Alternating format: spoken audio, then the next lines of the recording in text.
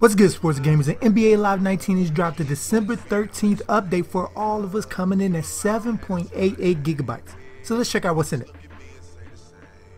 For general updates, 3 versus 3 score to win is now set to 15 points. Users with the level 100 created player will now be able to start their second created player at level 50. And earned edition jerseys have been added to 5 versus 5 game modes. So they were a lot faster adding these than the city jerseys this time around. Let's go.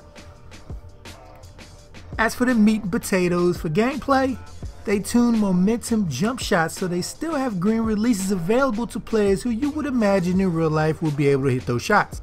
And green releases will not be available to trigger if these players are sprinting. They also tuned ball carrier fatigue to drain slower when the player is out of short-term stamina, and faster when short-term stamina is full. This was put in place to balance out the rate that fatigue is applied and make it more fair for players who are already drained. And lastly, they tuned variables that impact shot percentages for shots around the rim. As inside shots and layups will now better factor openness versus being contested. Man, if this was put in when the game first dropped, dang. So more open shots by players capable of finishing will go in, and shots that should have been impacted by defenses will cause them to brick them now.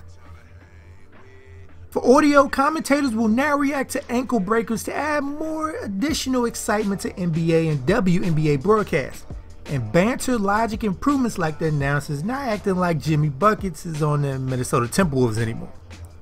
For presentation, they fixed the bug that allowed players to appear off-screen during an inbound play after a violation, and also fixed the bug that had crowds not reacting appropriately at the end of time pro-am games.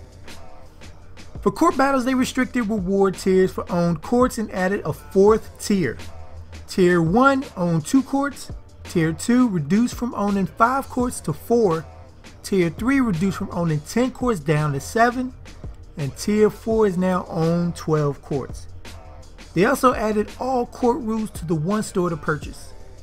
And tuned attacker handicaps, removing all handicaps which use playstyle, team conference, and skill ratings, and have added more handicaps which use players' overalls. And as far as roster movement, the trade between the Cavs and the Bucks have been updated as well, landing Jason Smith and George Hill on the Bucks, and John Henson and Della Vadova on the Cavs, along with Nick Young on the Nuggets, Sam Decker on the Wizards, and Joakim Noah, who's still somehow in the league, on the Grizzlies. But what do you guys think of the update? Is something that you wish Get Fixed did? And if not, let us know in the comments down below what you're still waiting on. And make sure to subscribe here at Sports Gamers Online for more NBA Live 19 content. So make sure to subscribe if you haven't. And once you're with us, hit that bell icon at the bottom so you don't miss anything we put out. I'm Chris. Thank y'all for watching, and be good, y'all.